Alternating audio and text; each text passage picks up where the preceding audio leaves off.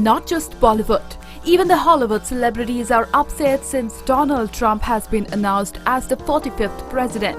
A lot of people are perplexed and a lot are simply overjoyed by the result.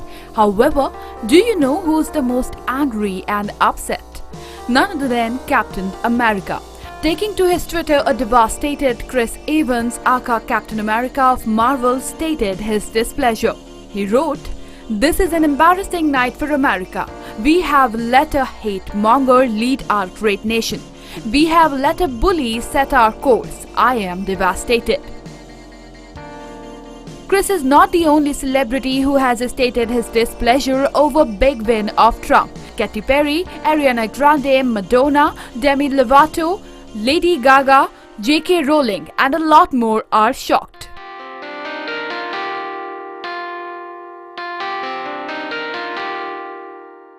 Newzstreet Media Desk.